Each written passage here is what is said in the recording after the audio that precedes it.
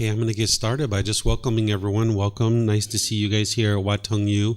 Today is our Pali Canon and English study group where we study the words of the Buddha and helping you guys to understand the path to enlightenment based on the way that the Buddha taught. I'll explain more about what that is after our meditation because we start with each class with a meditation. I'm going to guide you guys in a breathing mindfulness meditation session, which is part of the training of the mind that the Buddha shares in order to move your mind to the enlightened mind. The enlightened mental state is where the mind is peaceful, it's calm, serene, and content with joy. You no longer experience any anger or sadness, frustration, irritation, annoyance, guilt, shame, fear, stress, anxiety, loneliness, boredom, shyness, resentment, jealousy. All these feelings and others are eliminated from the mind through training of the mind. And meditation is one component of that, but there's other things that you need too besides just meditation. That's why we study with the original words of the Buddha to be able to help students to be able to understand what to be able to learn and practice and be able to train your mind in acquiring wisdom. So if you'd like to join for meditation, the way that I start is I start with some chanting to ease us into meditation. If you'd like to join in the chanting, you're more than welcome. Over there on the table, there's some laminated sheets that has the daily chants. You're welcome to get some if you like. It has the Pali language, which is what we chant in, and it also has the English translations as well. So you'll be able to see what we're chanting in the English language as well. Chanting during the lifetime of the Buddha, it was used in order to commit the teachings to memory. Nothing during the lifetime of the Buddha was actually written down. It wasn't written down until after his death, because the technology to write things down didn't exist in that region of the world. The Buddha was born in what we refer to as Nepal, and he taught in where we refer to as Northeast India. And the technology existed in China at that time, 2,500 years ago, but the technology to write things down didn't exist in that part of the world. So they didn't write things down until after his death. So they used chanting as a way to commit the teachings to memory. Every 2 weeks, his students would come together and they would recite his teachings. So there isn't anything mystical or magical with these chants. It's not a rite, a ritual, or a ceremony or worship. It's not prayer or anything like that. In fact, these chants, I suspect, weren't even created by the Buddha. Because if you read them, there's a lot of admiration and respect and gratitude for the Buddha in the chants. And a Buddha wouldn't walk around teaching his students to chant these chants to him because he would have eliminated his arrogance or his ego, his pride. He wouldn't have walked around boasting and asking his students or even requiring his students to chant these chants to him. But if you learn from a teacher how to move from the anger and the sadness and frustration and all those other discontent feelings to the peace and the joy that is the enlightened mind, and this teacher didn't want anything from you, they didn't expect anything from you, you might actually have a lot of respect and gratitude for that person too. So I think his students actually created these chants before or during his life or after his death as a way to honor and respect what he had done to be able to help them to get to this enlightened mental state. So the reason why I chant is because it helps to cultivate concentration, it helps to cultivate awareness of mind, it helps to develop awareness of breath, and it eases the mind in the meditation and actually get more benefit out of the meditation itself. So if you'd like to chant along, there's sheets over there on the table that you're welcome to help yourself to, and you can chant along with me as I'm chanting. After the chanting, you're going to hear me provide you some guidance during the meditation, where I'll just be guiding you during the meditation. Those of us here at the temple and everyone joining us online will just all be able to meditate together at the same time. And then after I do the guidance, there's going to be this period of time where it's just quiet. We're just meditating together.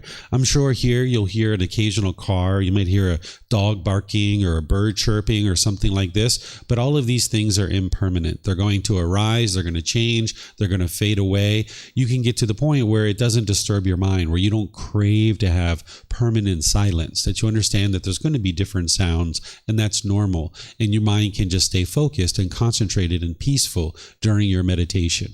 So after that period of time where it's just quiet and we're meditating together, we'll come out of the meditation with some more chanting as well. And then that's where I'll start today's class. In terms of body positioning for meditation, there isn't just one fixed way to meditate in terms of your body position. The Buddha taught 4 different ways to meditate. He taught the seated, lying, standing, and walking positions, because your mind can't be in the same position permanently. It's just not possible. But if you're going to be learning, oftentimes students will learn in the seated position, but there's these other positions that you use at different times for different reasons, depending on what it is that you're trying to accomplish. And there's other other courses and retreats that I teach where I teach these different positions. But just for us today, I'll give you guys some guidance to help you with the seated position, because that's where a lot of people start out. You can either sit on the floor in a chair. If you're at home, you might be on a sofa or a bench or in a wheelchair or something like this. You can sit however you're comfortable. There isn't just one fixed way to actually position the body during meditation. You can sit however you're comfortable. But just a little bit of guidance for those of you guys that are maybe sitting in one of these places is that if you're on the floor, you might have a cushion or more under your ear. This kind of softens the seat, makes it easy for you to sit and be comfortable. The legs should be lightly crossed, whereas if you have them real tight, this can impede the circulation and it can cause pain in the lower body. So you'd like your legs to just be lightly crossed. Some people like to put their legs off the mat, and you can do that as well. It helps to get the hips up in the air, and it lessens the angle at the hips, the knees, and the ankles, and it allows the circulation to flow. So there's not just one way to do this. You find whatever's comfortable for you. Then the Buddha, he put his right hand over his left with his thumbs together, and he put this into his lap. If this is comfortable for you, you could use it. But again, it's not about everyone doing it the same way. There's other options here. Some people like to put their palms on their thighs or their knees. Some people put their palms up. Some people even rest their hands comfortably in their lap. So you can find whatever's comfortable for you with your hands and arms. And then the same thing for those of you guys in chairs or on a sofa or a bench or a wheelchair. You can sit however you're comfortable. You can put your feet flat on the floor. You might cross your feet at the ankles. But you can see me, I'm sitting in a chair with my legs crossed. So you could do that too, right? And then the same thing with the hands and arms. You can just sit however you're comfortable. The upper body should be erect. This keeps the mind attentive and alert during the meditation. Whereas if you were slouched, the mind would have a tendency to be dull or lethargic. But if you are real rigid, your mind could be overactive and uptight. So you'd like your upper body to be erect with your sternum up and your shoulders back. Not only will it keep the mind attentive and alert during the meditation, but it'll also help you to breathe in easily through the nose, in and out through the nose, because that's how we'll be breathing. So again, I'm going to ease us into meditation with chanting, which you guys are welcome to join along in. And then I'll come back in with some guidance to help you during the meditation.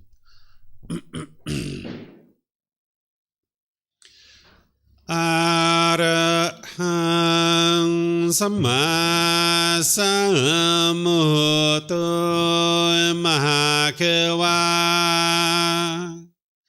Bhutang Mahakavanhang Apivateyami Savakhato Mahakavata Dhammo Dhammang Namasami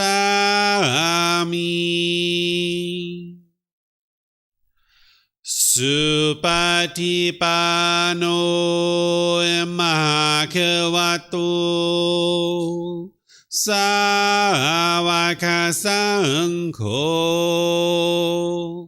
Sanghang Namami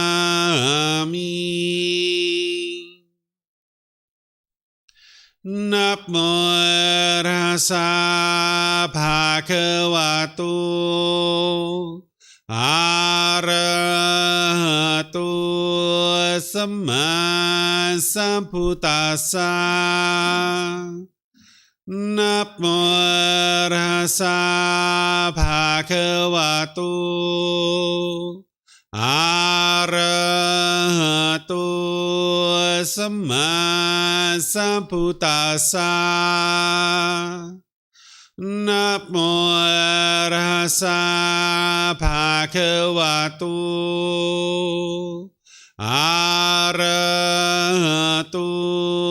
Samma Sambuddhassa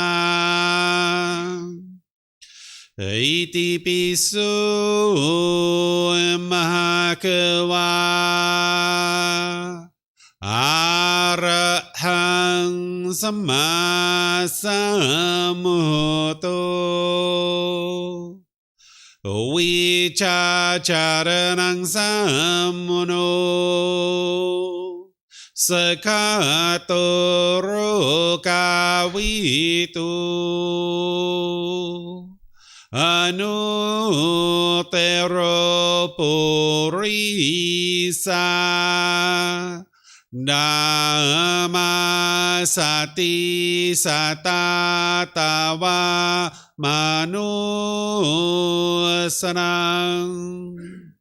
Bhoto Bhagavati.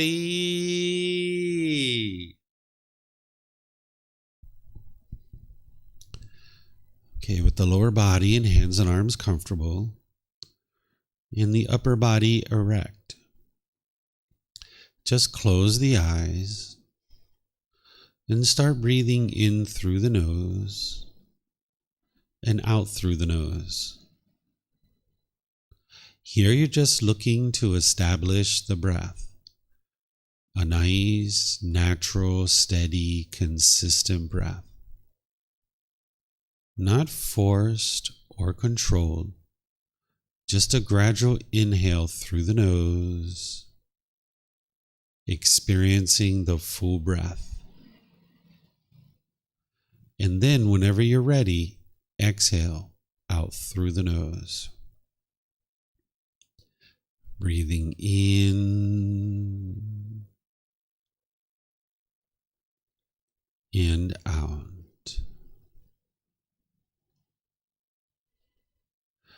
Breathing in and out. Your breath may not match up with the guidance that I'm providing, and that's okay. This is your practice. I'm just here for guidance. You can use this voice as a reminder that whenever you get to the next inhale, breathing gradually through the nose, developing a nice, natural, steady, consistent breath. And then whenever you're ready, exhale out through the nose, experiencing the full breath. Breathing in and out. Breathing in and out.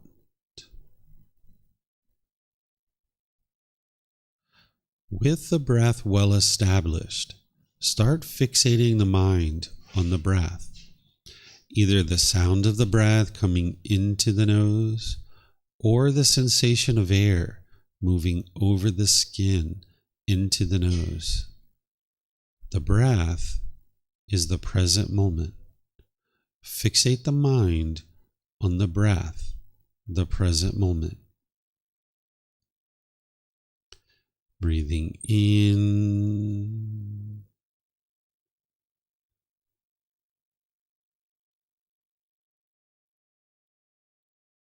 and out.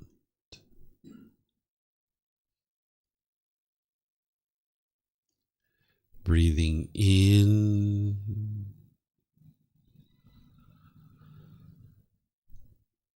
and out.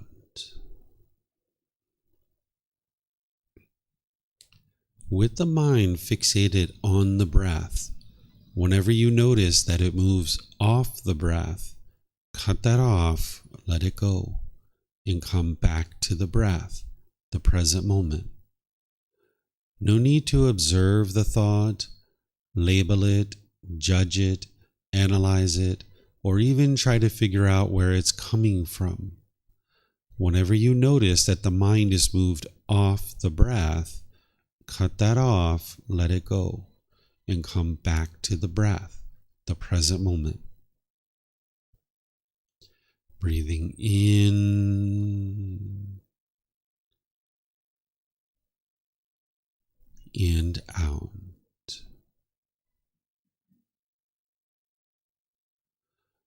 Breathing in and out.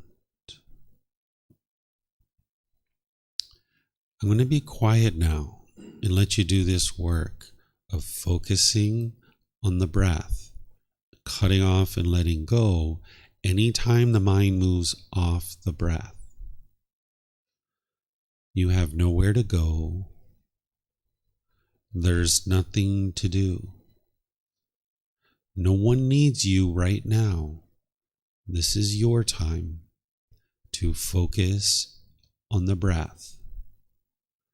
Breathing in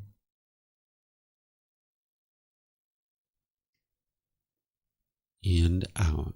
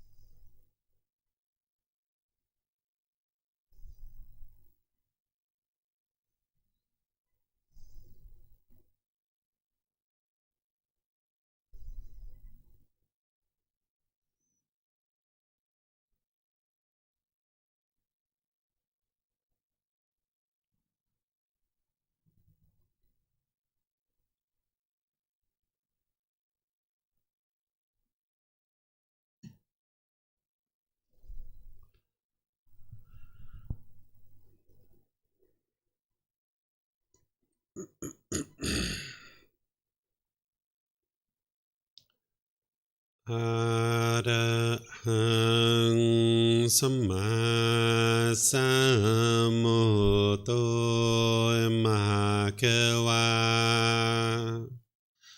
พุทธังมหาเขวันหังอภิวาเทมิสวากขาโตมหาเขวัตตาธัมโมธัมมังนามัสสามิสุปฏิปันโนมหาเขวัตโตสาวกสังโฆสังฆังนามามินะโมตัสสะภะคะวะโตอะระหะโตสัมมาสัมพุทธัสสะนะโมตัสสะภะคะวะโตอะระหะโตสัมมาสัมพุทธัสสะนะโมตัสสะภะคะวะโตอะระหะโตสัมมาสัมพุทธัสสะอิติปิโสมหาเขวาอะระหังสัมมาสัมพุทโธวิชาจารณังสัมมุโนสกาโตโรกาวิตุอนุเตโรปุริสาดัมมาสติสัตตาตาวามานุสนังโพโตภาควาติ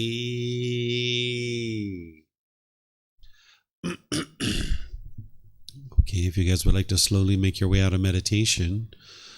Once again, welcome to everyone. Welcome to everyone here at the temple. Welcome to everyone who's joining us online as well. Nice to see all of you guys this morning.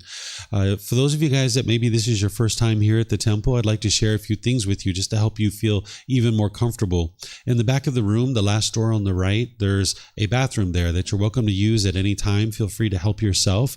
There's bathrooms outside the classroom as well. If you go out to the parking lot, you'll see signs that take you around to the main temple bathrooms that you're welcome to use at any time.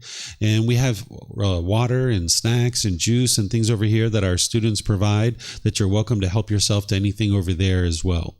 So again, welcome to all of you guys. Very nice to meet all of you guys and welcome you to the temple here. As I mentioned, today is our Pali Canon and English study group where we study the original words of the Buddha. This is a program that students oftentimes will move into after having studied some of our foundational programs. If this is your first time here, which many of you guys it is, no worries, you'll learn plenty today, but just understand that this isn't where somebody will typically start their journey to enlightenment and understanding the teachings of the Buddha. We have various programs here. We have one program called the Group Learning Program that meets each Sunday and Wednesday at 9 a.m. here at the temple, and I live stream that as well. And then it's 9 p.m. I do it from home as well. So no matter where you are in the world, there's a class for you that's available either 9 a.m. on Sunday or Wednesday, and then also at 9 p.m. on Sundays and Wednesdays. And depending on where you are in the world, that could be Saturday night and Sunday morning or something like that. Essentially, what we do in that group learning program is we take this first book of the book series and we go chapter by chapter every single Sunday. And we actually just restarted this past Sunday. So if you join tomorrow, it's the second class and you'll be just fine to join the program at that point, because tomorrow I'm going to be sharing with students the very first and beginning teaching of of the Buddha. It's called the Four Noble Truths. It's the beginning of the Eightfold Path. And in those four simple statements of the Four Noble Truths, you'll understand the problem in the mind, the cause of the problem, the elimination of it, and the path forward. You can have a real breakthrough to understanding why you experience anger, sadness, frustration, irritation, annoyance, guilt, shame, fear, stress, anxiety, loneliness, boredom, shyness, resentment, jealousy. All these different feelings are being caused by something within your own mind. Oftentimes we think that these feelings are caused by other people, and this is why you keep experiencing them over and over and over again, because you haven't cultivated the wisdom. You haven't learned the wisdom of how to actually eradicate these feelings. And one of the first things to understand how to eliminate these feelings from the mind is to understand what's causing them. So that's why the Buddha's very first teaching is to help you understand what's causing these feelings. And the way that his teachings work is it's not about a bunch of beliefs. You're not believing a bunch of things and then hoping something good happens when you die. Instead, you're learning his teachings. You're examining them. You're investigating them. You're then reflecting on those teachings to independently verify whether they're true or they're false. And then you're practicing the teachings, integrating them into your life, and starting to train your mind and develop your mind. Essentially, the Buddha discovered these 10 individual pollutions in the mind, that when you uproot these and eliminate them out of the mind, then the mind will experience the peace, the calmness, the serenity, the contentedness, and the joy that is the enlightened mind. And this comes through gradual training, gradual practice, and gradual progress. And you're going to need help and guidance from a teacher, but we're essentially a tour guide that we're pointing out to you the things that you need to learn, but it's your journey to enlightenment. You're on your own independent journey to enlightenment, where you need to maintain the responsibility for the learning and the growth, but a teacher is here to be able to point out to you the things that you need to learn along your journey. And as you slowly learn, you slowly develop these teachings in your mind, and you start practicing them throughout your day-to-day life, you'll see the transformation of your mind occurring. Because in situations where you were once angry or frustrated or agitated or annoyed, and when you're experiencing those same situations and your mind isn't experiencing those feelings, you'll know that it's from training the mind in these teachings. So that's where the words of the Buddha come in, that you need meditation, you need these other things that the Buddha taught, and that's why we teach those things also, but you need the actual words of the Buddha to be able to learn the wisdom of his teachings, because what he's doing to you is he's not explaining for you the way the world should be, and that if everybody follows a bunch of rules and commandments, the world will become a peaceful place. He didn't teach rites and rituals and ceremonies and worship. He didn't teach prayer or anything like that.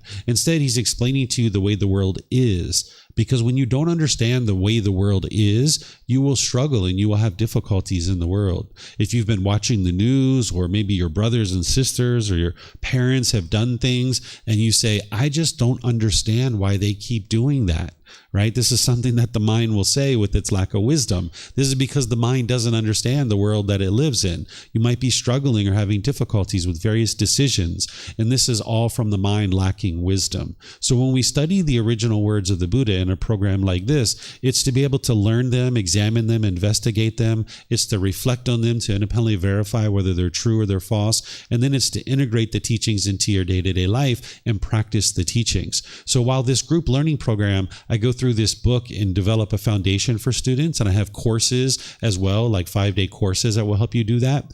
In this particular program, what we do is we take volumes 2 through 13 of the book series, and over the course of a year and a half, we go gradually, slowly but surely, through these volumes of books. And today we're in volume 3, chapters 91 through 100. And we probably won't get a chance to do all 100 during this class, but this volume 3, it's titled Foundation in the Teachings. And this is a really great book that has a really wide spectrum of teachings from the Buddha. And out of this whole book series, you'll be able to gradually make your way through it. In this book series, you can actually get it for free. It's available for you. All you need to do is download it from our website by going to buddhadailywisdom.com, and you can download these books for free. You can take them and go print them if you like on your own. You can get printed versions here by just reimbursing us for the printing cost, or if you'd like to order them on Amazon, if you have access to Amazon in your country, you can just order them there. And what we do in this program is, where in other programs I do more of a traditional style of learning, where I teach for like 15, 20, 30 minutes, and then I open up for questions, and then I teach another 15, 20, 30 minutes and open up for questions. In this program, what we do is I invite students here at the temple, and those of you guys online in Zoom, to be able to read a chapter from the book. These are the chapters from the book. This is volume 3, chapter 91. And you can see that there's about a page worth, let's see, maybe two and a half pages. Not all of them are this long. Some of them are just a paragraph or one page. But what I do is I invite people here at the temple and those of you guys on Zoom to volunteer to read a chapter. And then after you read a chapter, I will share some teachings on that.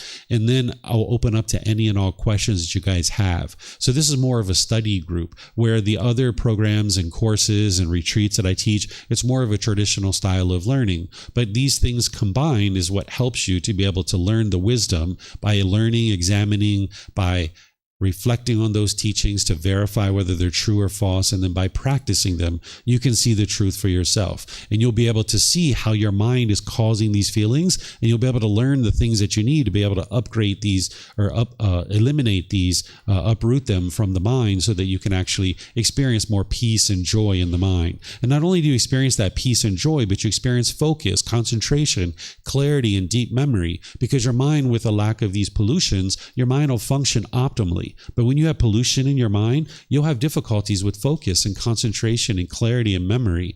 And you'll notice that by the time you get to enlightenment, your personal and professional relationships are really blossoming, that they're at ease. Like right now, you might have some hostility or bitterness or harshness in some of your relationships. And that's all because of the mind not understanding the wisdom of how to interact through these natural laws that the Buddha taught. By the time you get to enlightenment, you're not even in a bad mood anymore. You've uprooted the causes and conditions that are producing the bad mood. So it's physically impossible for the mind to actually experience a bad mood by the time you get to enlightenment. And this is done through training of the mind. So here in this program, I invite people to be able to read. And if you'd like to read or ask questions here at the temple, we have microphones in the white bowl. You just need to get one of those, press the gray button, the lights will come on, and you can hold it up to your chin, and then we'll be able to hear you here at the temple, and they'll be able to hear you online as well. If you speak here without a microphone, they won't be able to hear you online. And then same thing with the questions, you can use the mics as well, and you can even take them back to your seat with you, because you might have more than one question, or someone around you might have a question, and you can just use these microphones multiple times, or you can share them with the people around you. And then for those of you guys in Zoom, you can just electronically raise your hand and ask questions or volunteer to read that way just by unmuting your microphone. And if you're in Facebook, YouTube, or Zoom and you would like to ask questions, you can also put that into the comment section, and I'll be able to see that, and then I'll answer your question as part of the class. So is there someone who would like to volunteer to read this first chapter? Yes, sir. If you get a mic behind you, you'll be able to use that. I'm going to have you read a couple sections, and I'm going to probably pause you at a couple times because this is a pretty long one that encompasses a lot of different things. Yeah, you'll see the lights come on. Mm-hmm. Does it work? Yes. Okay. Yeah. Okay. So from the top? Yeah, right here. Okay. Chapter 91. Why every practitioner should study the Tathagata's words. Mm-hmm. Words with which should be studied, learned, and investigated in the foremost assembly.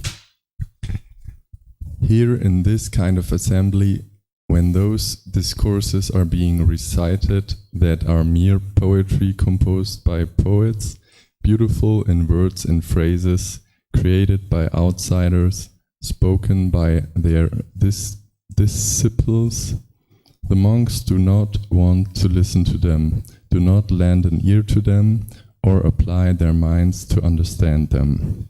They do not think those teachings should be studied and learned. But when those discourses spoken by the Tathagata are being recited that are deep in meaning, word transcending, connected with emptiness, the monks want to listen to them, lend an ear to them, and apply their minds to understand them.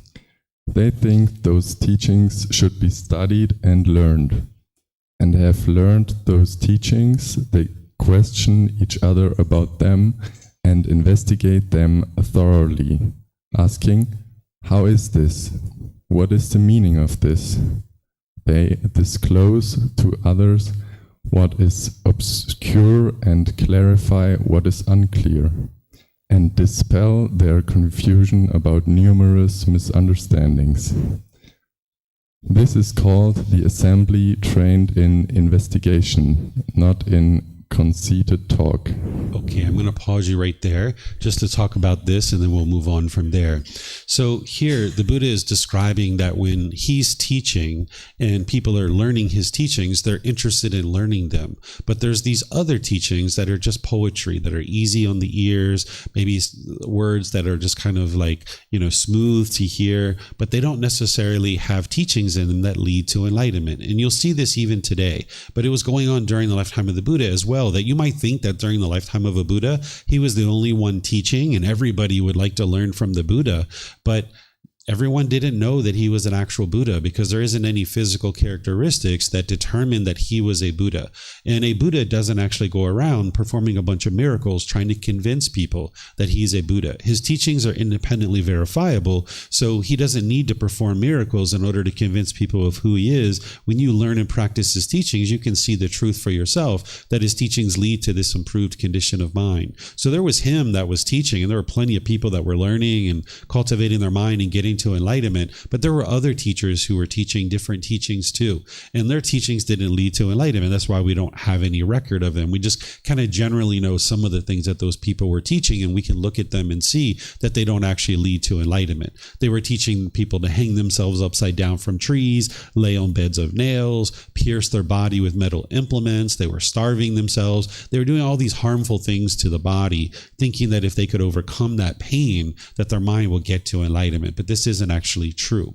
So the Buddha's teachings are very deep, very profound. They're also very simple and very basic, and that's what makes them so profound, is that they're very simple. He basically takes human psychology and he boils it down to a common language that average person can understand. And he helps you to understand these natural laws. These natural laws that he explained 2,500 years ago are the same natural laws that exist today. This is why his teachings are timeless, that these natural laws that he's describing, they are affecting you whether you're aware of it or not. Just like the natural law of gravity, we all grew up struggling with that. We fell down, we hurt ourselves, but it's when we cultivated wisdom of that natural law of gravity that we started making wiser decisions, and we started experiencing improved results. We started experiencing wholesome results because we got wisdom of this natural law. And now we ride bicycles, we climb ladders, we get on airplanes, we can go all over the world because we understand this natural law of gravity and we have wisdom of it. Where when we were a child and we lacked wisdom of this natural law, we struggled and we had difficulties. Well, the mind struggling and having difficulties in the unenlightened state with anger and sadness and frustration and all these other feelings, it's the same thing, that it just doesn't understand these natural laws. So the teachings of the Buddha are here to help you be able to learn, investigate, and examine his teachings, to reflect on them, to independently verify them and practice them. And that's what he's saying here, is that his teachings, the students are interested to learn them. They're interested to understand them. But this poetry that doesn't really lead to enlightenment, that's just easy on the ears, people aren't interested in listening to that. But then he also talks about after he's taught or after people have recited his teachings, that people investigate them thoroughly, that they ask questions like, how is this? What is the meaning of this? And then as they learn the teachings, as other people ask them, they disclose those teachings to others, dispelling numerous misunderstandings and confusion, right? This is what's going to help you to get to enlightenment, is to be able to clarify the teachings. When you're first learning the teachings, you're not going to necessarily just understand them right away. You need to be able to investigate them, examine them, and cultivate wisdom about them. And as you do, the Buddha is saying, okay, this is a community of people that is trained in investigation, investigating the teachings, not in conceited talk. Because just sitting around listening to like, oh, the sunshine shines on us, and when we feel the sunshine, we should think about happiness. And when we think about happiness, then this is going to make us all feel more loving and kind with each other, and all of this, right? Like if we just have these easy words that's easy on the ears and kind of like poetry, it's not going to help you get to enlightenment. You need to be able to see the actual natural laws, and then you don't believe them, you investigate them, right? There is no belief in the teachings of the Buddha whatsoever, that you can independently verify what he taught. And then that's what awakens the mind to this wisdom, and you're able to train it to get to enlightenment more and more. Okay, so do you guys have any questions on this section? Anything you guys would like to ask here? Okay, let me check here online. We're going to keep going in this particular chapter, but there's a bunch of things that's being taught here, so I'd like to just kind of pause and see. Okay, we don't have any questions here. Would you like to keep reading, sir? Yeah? Okay, sure. Go ahead. You can start here for the next one. This is a nice simile to help you understand what the Buddha is talking about. Words that should be studied and mastered. Smile of the drum peg. Monks, once in the past, the Dasarahas had a kettle drum called the summoner. When the summoner became cracked, the Dasarahas inserted another peg. Eventually, the time came when the summoner's original drum head had disappeared and only a collection of pegs remained. So too, monks, the same thing will happen with the monks in the future. When those discourses spoken by the Tathagata that are deep in meaning, world-transcending, dealing with emptiness, are being recited, they will not be eager to listen to them, nor lend an ear to them, nor apply their minds to understand them. And they will not think those teachings should be studied and mastered. But when those discourses that are mere poetry composed by poets, beautiful in words and phrases created by outsiders, spoken by their disciples, are being recited, they will be eager to listen to them, will lend an ear to them, will apply their minds to understand them, and they will think those teachings should be studied and mastered. In this way, monks, those discourses spoken by the Tathagata that are deep in meaning, world-transcending, dealing with emptiness, will disappear. Therefore, monks, you should train yourselves thus. When those discourses spoken by the Tathagata that are deep in meaning, world-transcending, dealing with emptiness, are being recited, we will be eager to listen to them, will lend an ear to them, will apply our minds to understand them, and we will think those teachings should be studied and mastered. Thus should you train yourselves. Okay, so let me explain this. This is the opposite of what he was talking about before. He's giving this simile or this analogy that there's this drum, and back then they would make drums out of wood. So there was this drum that as they were pounding on it, it would break and it would crack and it would have difficulties. So they would put another wooden peg into this drum. And what the Buddha is saying is that eventually this drum gets so broken up and cracked up, they put so many pegs in this drum that the original drum isn't even there anymore. It's just a bunch of pegs, right? And he related this to his teachings. He said the same thing's going to happen to his teachings. He knew this, that from his lifetime, that the teachings were going to, for the first 500 years, they were going to really flourish in the world. And then after that, there's these other 500-year cycles that they were going to gradually decrease and gradually decline. The Buddha describes these 500-year cycles. The first 500 years, his teachings were going to be bright and shining in the world, and more people would be getting to enlightenment. The second 500 years after his death, people would be really good in meditation. Then the third 500 years, people would be writing scholarly books about him and trying to understand his teachings from a scholarly standpoint.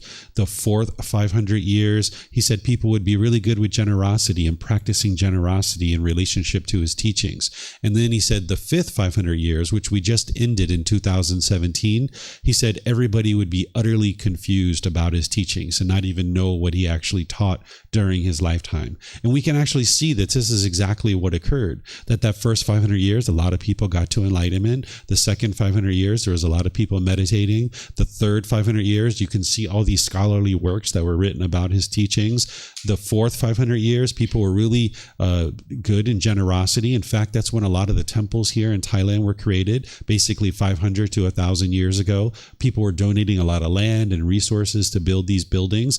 And then the last 500 years, if you've been on Facebook at all, or you've been anywhere, you can see people arguing and fighting and festering. That's what he talked about. He said people would be arguing and fighting and festering about his teachings. And then he talked about this new Buddha that would arise and be able to share his teachings in the world in such a way that it would restore them back into the world so that people would understand what he actually taught. So here he's describing that people would, in some cases, be interested to listen to that poetry, and they wouldn't be paying attention to the teachings that he actually taught. And because of that, his teachings would slowly degrade, very much like this drum that essentially isn't even the original drum anymore. So the Buddha's teachings went through this same period of time, experiencing the same thing.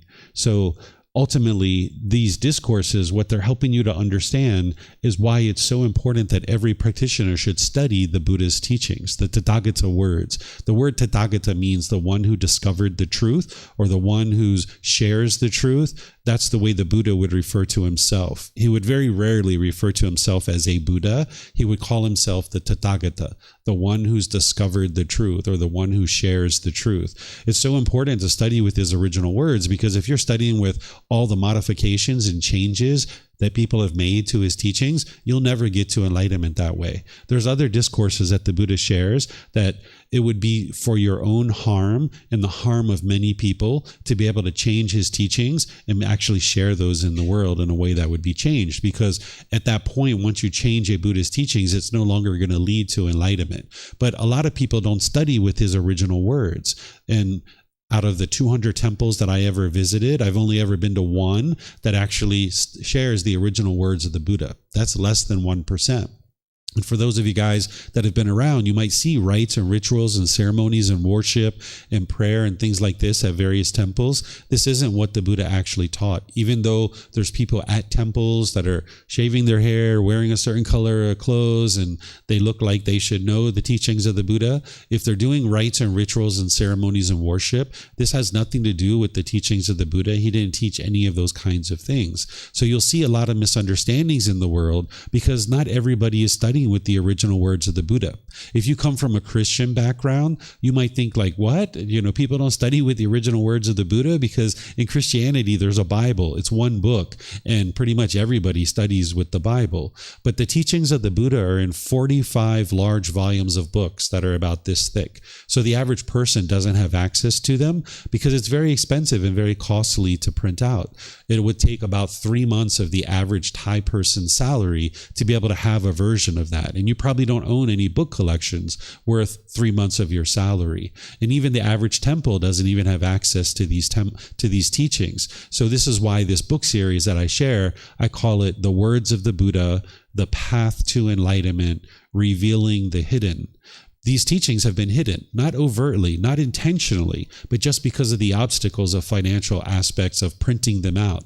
But now we're in an era where we can put them on the internet and people can download them for free, where that hasn't been the case over the last several hundreds of years. It was very expensive and very costly to print these out. And because of that, his teachings didn't spread in written form as widely as something as small as the Bible. The Bible's quite small. It's just one book, where the teachings of the Buddha are much more comprehensive than that, because he taught from the age of 35 until the age of 80. So he taught for 45 years. So his teachings are very comprehensive and very detailed. What this book series does is it consolidates it down into 13 books, because there's a lot of repetition in the teachings of the Buddha. Because he taught in an oral tradition, there was a lot of repetition. So you can actually shrink it down and get it into a smaller version. So there's a team of people that did that. And then that's what you see here, as I've updated the word choices, added in some words from me, added in the references and things like this. But it's so vitally important to study the original words of the Buddha that even the Buddha says in his other discourses that if you didn't study the original true teachings of the Buddha, you wouldn't be able to even get to the first stage of enlightenment, let alone the second, third, and the fourth stage, where the mind is actually enlightened when you get to the fourth stage of enlightenment. So if you didn't have the original words of the Buddha, you wouldn't be able to even get to the first stage of enlightenment itself. So studying with the original words is so very important, and these two discourses can help you to see that.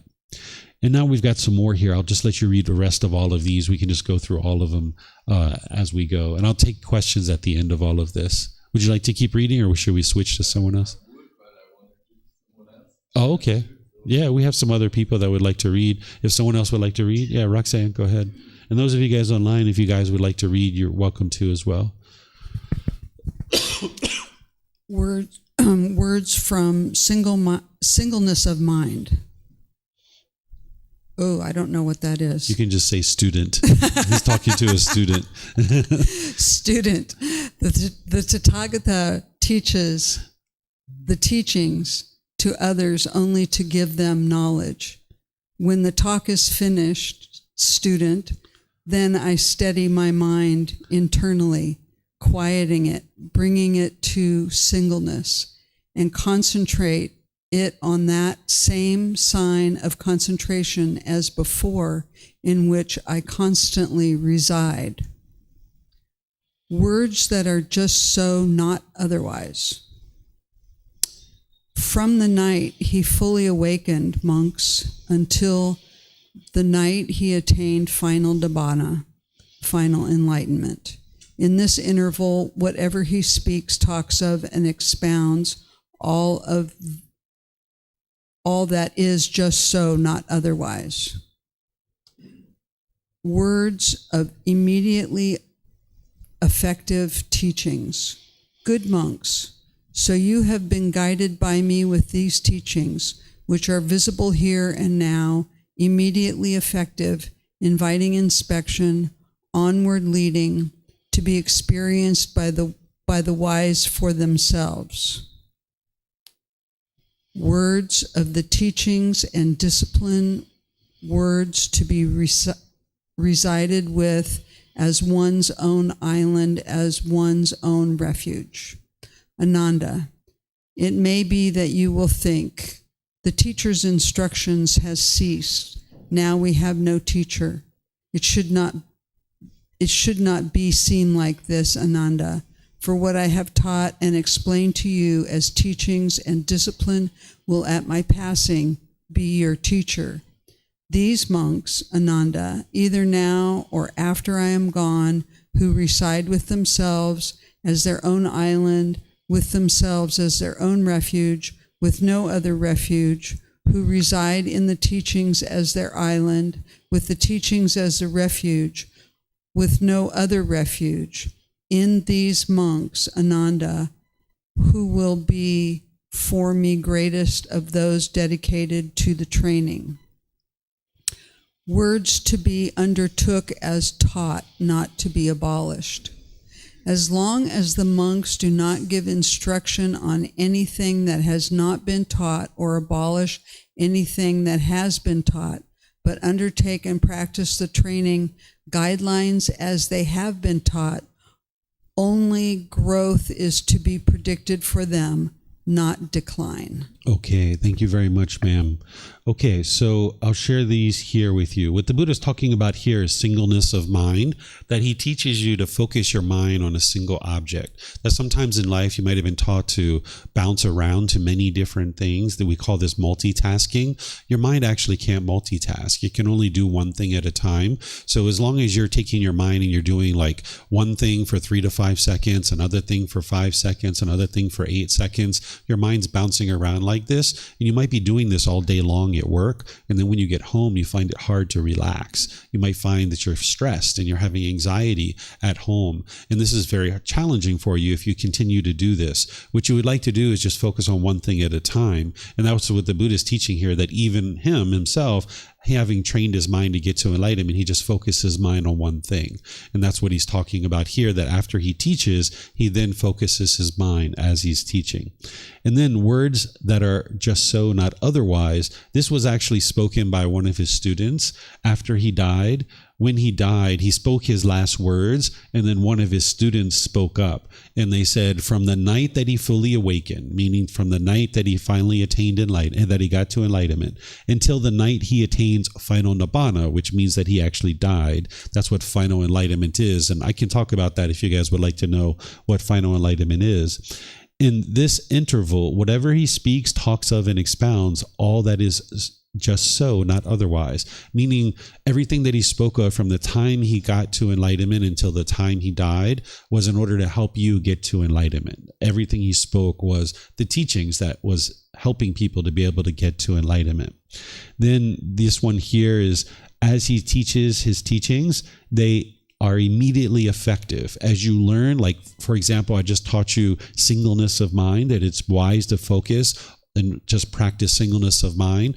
If you practice that in your life, it'll immediately become effective. That you'll see your mind will become more concentrated and more focused. It's going to take you practice to be able to do that. You're not going to be able to just automatically be concentrated now and forever, but that teaching is immediately effective if you start applying it. Or like this meditation I taught you this morning. If you practice this, it's immediately effective. It'll start helping you right away, right? Your mind's not going to be enlightened right away, but their teachings, if you learn them, they're immediately effective as soon as you start integrating them into your life. And these teachings are inviting inspection, meaning the Buddha never said, just believe me. He said just the opposite. He's like, come investigate my teachings, come investigate them, come examine them.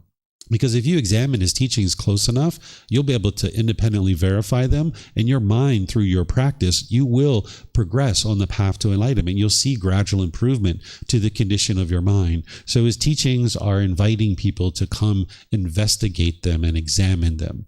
Then here, this is what I was talking about just a little while ago, that the Buddha teaches that you are your own independent practitioner, that you shouldn't rely on your teacher. You shouldn't be dependent on other people for learning and growing and developing. You are your own independent teacher, and you should allow his teachings to be able to reside as your teacher. You're going to need a real life teacher to guide you and help you, and you're going to need to seek guidance, and you're going to need to ask questions. But in that process, you should always maintain the responsibility for your own learning and growth yourself, right? Let's just say, like, as you were learning English, you had various English teachers that have taught you English, but you maintain the responsibility to read the books, to do the lessons, to go to class, to practice speaking English in your day-to-day life. And because of that, you can now understand English to a certain degree, and you can speak English to a certain degree because you maintained the responsibility for your own learning and growth. Nobody held your hand and dragged you through it. You actually did it yourself. But you need teachers and guides to help you along the way. But if you maintain the responsibility to learn and grow, you can make your way towards enlightenment. And that's what the Buddha is saying, is use his teachings as the guide. He was actually teaching this right before he was going to die. He let his students know 3 months ahead that he was about to die. This is how enlightened he was, that he knew he was going to die 3 months in advance. And when he explained to his students that he was about to die, this one student, Ananda, spoke up, and he was like, no, please don't die. Essentially, he was like, please don't die. Why do you have to die? Like, please stay here with us. And the Buddha says, when he dies, that you might think the teacher's instruction has ceased, and now we have no teacher. And the Buddha says, it should not be seen like this, Ananda, for what I have taught and explained to you as teachings and discipline will at my passing be your teacher. So essentially, over the last 45 years, I've taught you everything you need to know in order to get to enlightenment. And just because I die, don't think that you don't have any teacher, because you have the actual teachings themselves. Learn those, and that's what's going to help you to be able to get to enlightenment. And this student actually got to enlightenment just a few months after the death of the Buddha. He was a very close student of the Buddha. He was around the Buddha for about 45 years, the entire teaching career that the Buddha had, but he never got to enlightenment, probably because he was attached to the Buddha. He was holding on in this relationship, but once the Buddha died, he was able to actually get to enlightenment at that point because his mind had let go.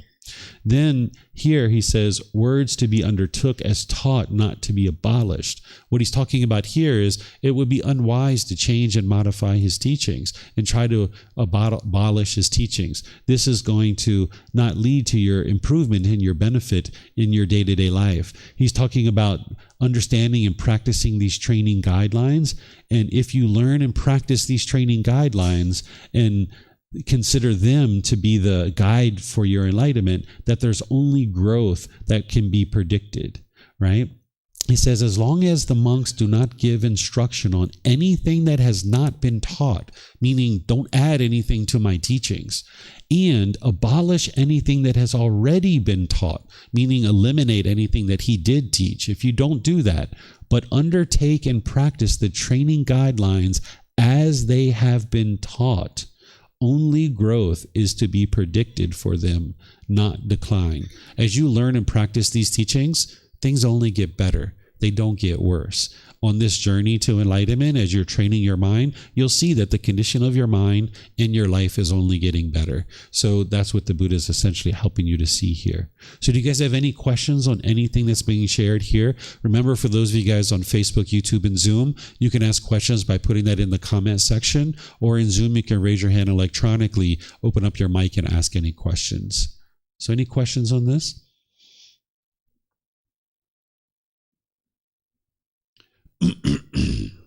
Okay, I'm not seeing any questions anywhere. Oh, you have a question? Yep, go ahead.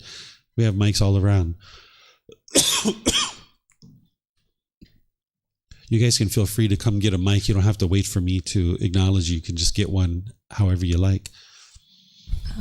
I guess you mentioned final enlightenment. Yeah. You would like to know what that is? Okay. And, oh, sorry. Go ahead. Just like specifically what happens after someone dies, and how is it different for someone who's enlightened versus not? Sure. Okay. So an unenlightened being, they're going to still have craving, desire, attachment in their mind. And that's the fuel that causes continuous rebirth. This cycle of rebirth, as I mentioned, is something that you can independently verify.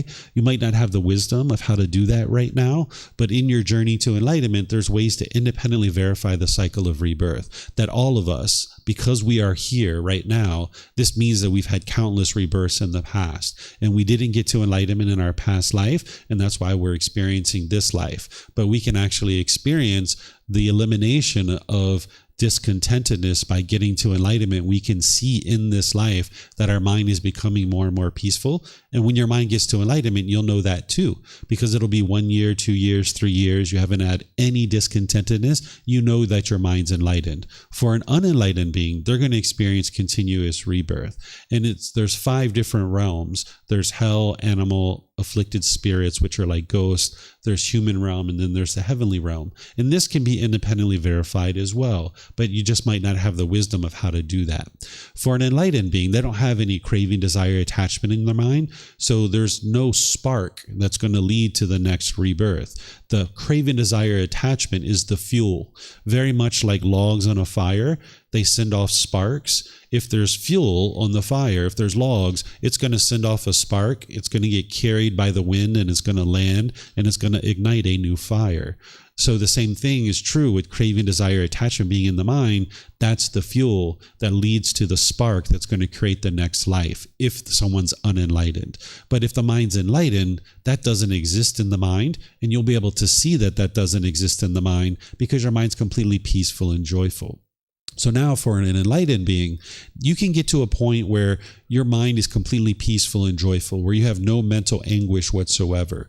But in the enlightened mental state, you're still going to experience some physical pain. It's very muted and very minimal compared to what you experience in the unenlightened state, but you're still going to experience some physical pain. So in the unenlightened state, when you experience physical pain, like say you stump your toe on a piece of furniture, you experience the physical pain. This is like getting hit by a particular dart. And now, because the mind has craving, desire, attachment, the mind craves permanent comfort, and the mind wants permanent comfort of the body. And now there's this mental anguish that goes along with the physical pain, and it heightens the physical pain. So in the unenlightened state, you experience physical pain, which is like getting hit with one dart, but you also get hit with this second dart, which is the mental pain and the mental anguish. And that actually heightens the physical pain. So if you stump your toe, you feel the physical pain and then the mental anguish, and now you might start being angry and frustrated and agitated. You might start cussing and saying profanity or things like this. When you're enlightened, if you stump your toe, you'll experience the physical pain. You'll get hit with that first dart, but you don't get hit with the second dart. You don't get the mental anguish. Your mind is still calm. You might actually be laughing when you stump your toe. So you experience some physical pain, but it's very minimal. It's very muted, because you need that physical pain as an enlightened being. Because if you're standing too close to a fire, you need to know that that's hot, and I need to now make a decision to move away. If you didn't have that physical pain, that very light physical pain, you wouldn't know that you're standing too close to a fire and the body would burn up. So you need a little bit of that just to be able to make wise decisions about this body. So when you get to enlightenment, you no longer experience mental anguish, but you still have this little bit of physical pain, just a little bit of muted pain here. So by the time you get to enlightenment and this body actually dies, it expires, this is where the body and the mind separate.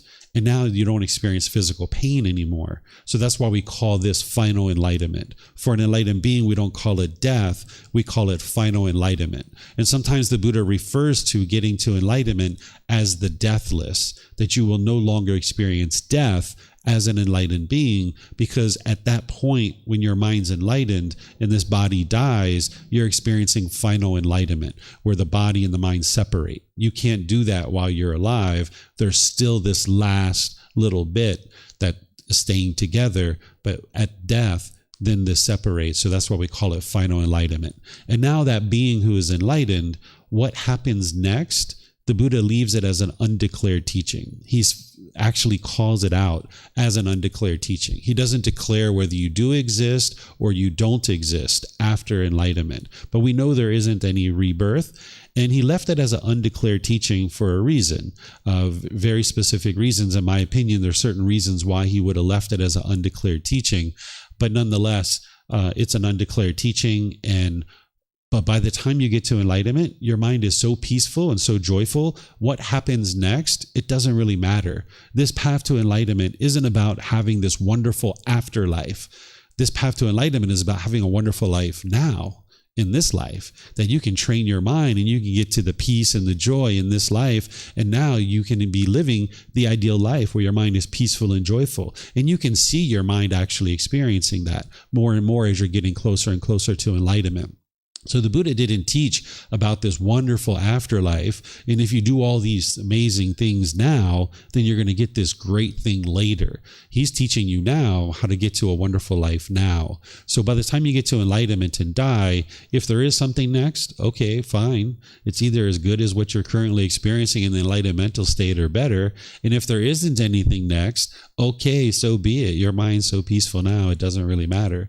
So the Buddha never declared what may or may not be next. And we call that final enlightenment for an enlightened being. Okay? All right. So I'm not seeing any other questions anywhere. So let's go to the next chapter, which is chapter 92. Is there someone who would like to read this? This was actually quite a bit shorter. It's only about a half a page. Is there someone here that would like to read this? Pat, go ahead, sir. The Noble Eightfold Path is the wholesome practice instituted. Ananda, I instituted that wholesome practice, which leads to complete liberation, to freedom from strong feelings, to elimination, to peace, to direct knowledge, experience, to enlightenment, to nirvana. And what is that wholesome practice? It is this noble eightfold path that is right view, right intention, right speech, right action, right livelihood, right effort, right mindfulness, and right concentration. Ananda, I say to you, continue this wholesome practice instituted by me and do not be the last man. Ananda, when there are two men living, he under whom there occurs a breach of this wholesome practice, he is the last man among them. Therefore, Ananda, I say to you, continue this wholesome practice instituted by me and do not be the last man. Okay, thank you, Pat.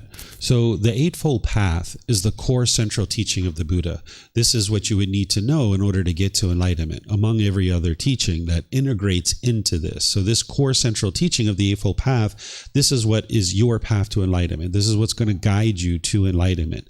And I teach this in the various courses and retreats and various programs that I share using the original words of the Buddha so that you can see his true teachings. And now as you're learning that, investigating and examining it, you can reflect on it to independently verify that it's true. And then you can practice it and be able to integrate it into your life. And this is what actually trains your mind to move to this enlightened mental state. And here's the Buddha saying the same thing. He's saying, hey, this is the path to enlightenment, the Eightfold Path. And he talks about it in other places too. But this is just one place where he's essentially saying, hey, if you would like to get to enlightenment, this is the way to do it, through the Eightfold Path. So you're going to need to know that inside and out, backwards and forwards, left, right, up, down. For those of you guys that have been studying this with me before, you would like to have this memorized. You don't have to memorize it word for word, but you're going to need to know the individual steps. So for example, like right view, you're going to need to know the problem, the cause, the elimination, and the path forward. For right intention, you're going to need to know the intention of renunciation, non-ill will, and harmlessness. For right speech, you're going to need to know to eliminate lying, slander, harsh speech, and frivolous speech. And then more detail, the 5 factors of well-spoken speech. Speaking at the proper time, what you say is true, gentle, beneficial, and with a mind of loving kindness. You're going to need to know right action, about not causing harm through your bodily actions, eliminating killing, stealing, sexual misconduct, and any kind of harm with your bodily actions. And then there's all the rest that we could go on and on and on, but I'll just show you that you can memorize this. You have the ability to memorize these steps, and then that way you can actually practice it.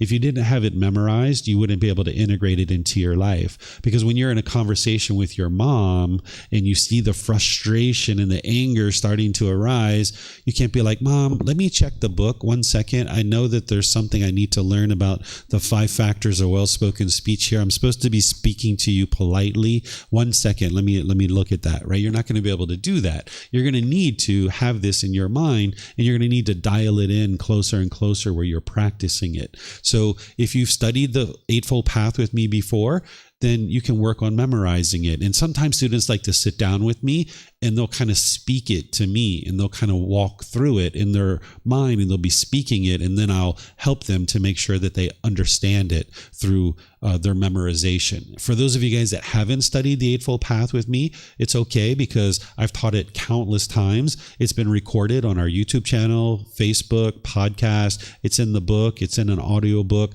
You can learn this with no problem. And we have new courses and classes all the time that are being offered, so you guys can learn this at any time. So you're going to need to know the Eightfold Path, and you're going to need to revisit it multiple times, really dialing it in closer and closer into your mind and into your life. So you guys have questions on this chapter? Okay, let's see. I'm not seeing any questions anywhere. All right. So now let's move to the next chapter. Is there someone who would like to read this? We're going to move into essentially the Buddha's last days when he's getting close to death. That's what these next chapters are going to be about. So is there someone who would like to read this? Chapter 93.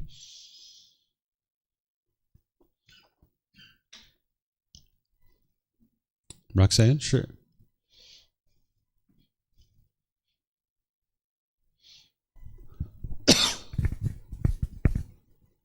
Sariputta, there are certain ascetics and Brahmins whose doctrine and view is this: as long as this good man is still young, a black-haired young man endowed with youthfulness in the prime of his life, so long that he is perfect in his clear wisdom. But when this good man is old, aged, burdened with years, advanced in life, and come to the last stage, being 80, 90, or 100 years old, then the clarity of his wisdom is lost. But it should not be regarded so. I am now old, aged, burdened with years, advanced in life, and come to the last stage. My years have turned 80. Now suppose that I had 4 disciples with 100 years lifespan, perfect in mindfulness, recall of the teachings, memory, and clarity of wisdom. Just as a skilled archer, trained, practiced, and tested, could easily shoot a light arrow across the shadow of a palm tree, suppose that there were even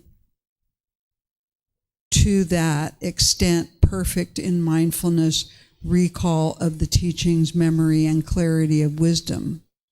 Suppose that they continuously asked me about the 4 foundations of mindfulness, and that I answered them when asked, and they remembered each answer of mine and never asked a subsidiary question or paused except to eat, drink, consume food, taste, urinate, defecate, and rest in order to remove sleepiness and tiredness. Still, the Tathagata's explanation of the teachings, his explanation of factors of the teachings, and his replies to questions would not yet come to an end. But meanwhile, those four disciplines of disciples of mine, with their 100 years lifespan, would have died at the end of those 100 years. Sariputta, even if you have to carry me about on a bed, still there would be no change in the clarity of the Tathagata's wisdom. Rightly speaking, were it to be said of anyone, a being not subject to ignorance or delusion has appeared in the world for the welfare and peace. I think we lost your mic.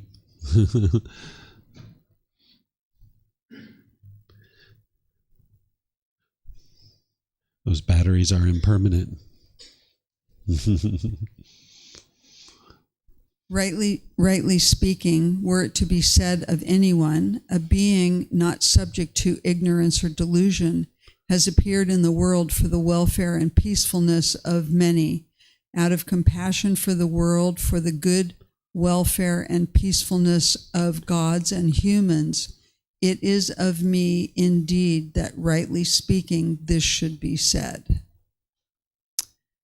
Then the Venerable Ananda approached the perfectly enlightened one. Having approached and paid homage, respect, while massaging the perfectly enlightened one's limbs, he said to him, "It is wonderful, Venerable Sir. It is amazing, Venerable Sir. The perfectly enlightened one's complexion is no longer pure and bright. His limbs are all flimsy and wrinkled. His body is stooped, and some alteration is seen in his sense bases, in the eye sense bases, the ear sense bases, the nose sense bases, the tongue sense base, and the body sense base. So it is, Ananda. In youth, one is subject to aging. In health, one is subject to sickness. While alive, one is subject to death. The complexion is no longer pure and bright. The limbs are flimsy and wrinkled. The body is stooped, and some alteration is seen in the sense bases, in the eye base, in the eye sense base, the ear sense base, the nose sense base, the tongue sense base, and the body sense base. This is what the perfectly enlightened one said. Having said this, the fortunate one, the teacher, further said this. Yuck on you, pitiful aging, aging which makes beauty fade. So much has the charming puppet been cursed beneath advancing age. One who might live 100 years also has death as a destination. Death spares no one along the way, but comes crushing everything. And now again, Ananda, the Tathagata has today at Chapala Shrine consciously and deliberately rejected the rest of his allotted term of life. And when he has thus spoken, the Venerable Ananda addressed the fortunate one and said, "Grant us the privilege, Venerable Sir, to remain during the eon, live on through the eon, O fortunate one, for the good and the peacefulness of the great multitudes, out of pity for the world, for the wholesome and the gain of the well-being of gods and men." Enough now, Ananda. Beg not the Tathagata, was the reply. The time for making such a request has passed. And again, the second time and the third time, the Venerable Ananda begged the fortunate one in the same words, and he received the fortunate one the same reply. In that when a suggestion is so evident, a hint so clear, were thus given to you by the Tathagata, you would be incapable of comprehending them. If you should have then so begged the Tathagata may have rejected the appeal even on the second time, but the third time he would have granted it. You, therefore, O Ananda, are the fault. You are the offense. But now, Ananda, now I have formally declared to you that it is in the very nature of all things, near and dear to us, that we must divide ourselves from them, leave them, sever ourselves from them. How then, Ananda, can this be possible? Whereas anything, whatever born, brought into being, and organized, contains within itself the inherent necessity of dissolution. How can this be possible that such a being should be dissolved? No such condition can exist. All conditioned things must grow old. Work out your salvation with diligence. The final extinction of the Tathagata will take place before long. At the end of 3 months from this time, the Tathagata will die. My age is now fully ripe. My life draws to its close. I leave you. I depart, relying on myself alone. Be diligent then, O brethren, wholly, full of thought. Be steadfast in dedication. Keep watch over your own hearts. Who becomes tired not, but hold fast to this truth and natural law, shall cross this sea of life, shall make an end of grief. Okay, thank you, ma'am. So this is the Buddha informing his students 3 months before his death that he was actually going to die, which is actually very wise because if you can imagine the countless people that were studying with him, by the time he was 80, he was teaching for 45 years, and there would have been certain students who were enlightened and very peaceful and very joyful, many countless students who got to enlightenment, but there were also other people who were studying with him who hadn't gotten to enlightenment, and those individuals could have very easily been attached to him, just like Ananda here, begging and pleading, please don't die, live for another eon. What an eon is like an immeasurable amount of time. It's not possible for any being to live for an entire eon, but yet Ananda was begging and pleading with his teacher not to die because he was attached to his teacher. So the Buddha, giving a 3 months heads up to his students that he was about to die, gives them an opportunity to ask final questions, to understand anything, and to be able to let go of him as a person where the mind was holding on. If you notice the first part of this discourse, he's talking about as we age and we get older, how the body ages, right? That there's a change to the eyes, to the ears, to the nose, to the tongue, to the body itself. There's this degrading of sensitivity of our senses. We have difficulty seeing, we have difficulty hearing, all these kinds of things. As we age, these kind of things decline. But what the Buddha is saying also is he's saying his mind is not declining, that his wisdom holds true, that his mind is just as clear at the age of 80 as it was at a younger time when he was 35, 40, or what have you.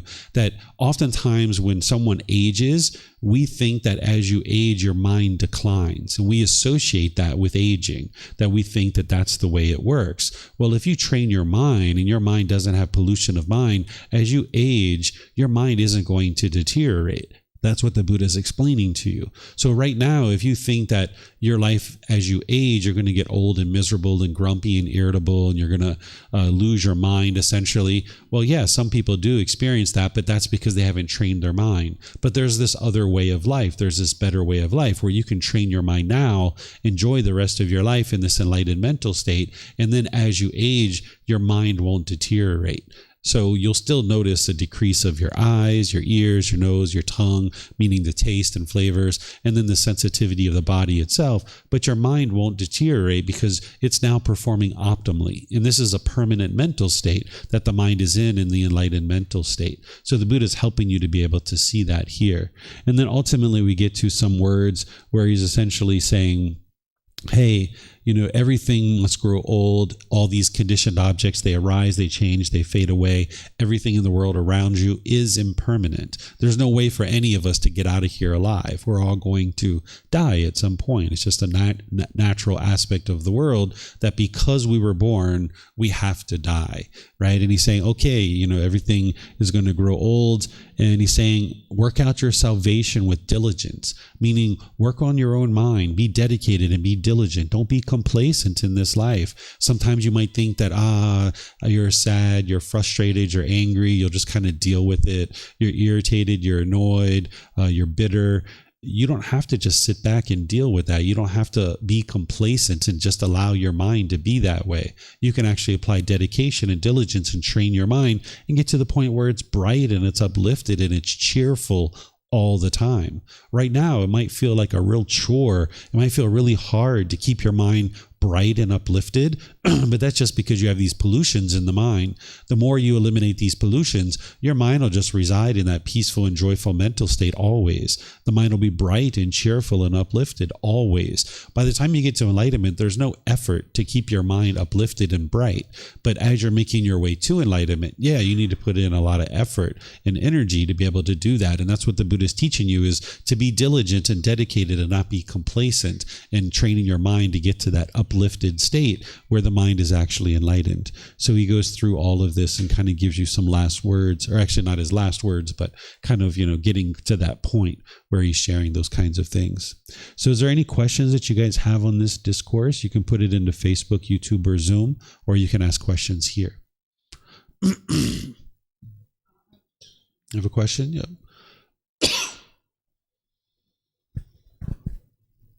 There's a couple places in there where he says, "and the gods." Mm-hmm. What is he referring to when he says the gods? So you can see in his teachings that during his lifetime, people believed in multiple gods. So he taught about these multiple gods because people believed in those during that time. So he basically helped them to understand them in relationship to his teachings. But he very frequently referred to a being called the Great Brahma, which we would consider God, because nowadays a lot of people consider that there's only one God, where during his lifetime, the vast majority of people believed in multiple gods. Well, this being of God, there is only one God, and we learned that through Jesus Christ's teachings, and you can actually independently verify that this being exists, but during the lifetime of the Buddha, you'll see him refer to multiple gods, because that's what people believed in during that time frame. And this is helpful because some people tell you that the Buddha denied the existence of God or rejected God, but you can see it in his teachings that he actually teaches about this being. This one he's just referencing, and they talked about how the Buddha was a trainer and teacher of humans, but also of gods too, that these gods were learning from him, and heavenly beings as well. Animals and hell beings and afflicted spirits, they can't really cultivate their mind in the same way as a human or a heavenly being, but these humans and heavenly beings, which gods are associated with the heavenly realm, they can learn. I don't think of it as any god is learning here from these teachings. In my opinion, God is already very wise and already knows these teachings inside and out, backwards and forwards. But during the lifetime of the Buddha, people considered him to be a teacher of gods and humans. So that's why they reference it there. Mm-hmm. Yep. Okay, let's see if we have any questions online here. Okay, let me see what is next, if anything. Let's see. All right, let's just do this last one as a last, and then we'll kind of end at the end of this. Pat, you would like to go? Okay.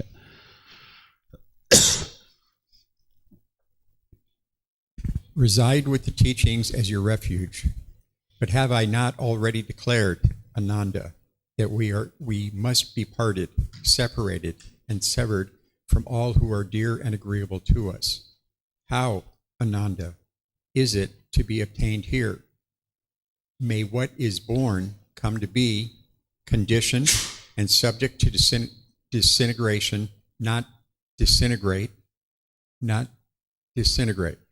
is impossible. Therefore, Ananda, reside with yourselves as your own island, with yourselves as your own refuge, with no other refuge. reside with the teachings as your island, with the teachings as your refuge, with no other refuge. And how, Ananda, does a monk reside with himself as his own island, with himself as his own refuge, with no other refuge, with the teachings as his island, with the teachings as his refuge, with no other refuge? Here, Ananda, a monk resides reflecting on the body as body. He resides reflecting on feelings as feelings. He resides reflecting on mind as mind. He resides reflecting on mental objects as mental objects, dedicated, clearly comprehending, mindful, having removed craving and displeasure in regard to the world. Those monks, Ananda, either now or after I am gone, who reside with themselves as their own island, with themselves as their own refuge, with no other refuge, who reside with the teachings as their island, with the teachings as their refuge, with no other refuge, it is these monks, Ananda, who will be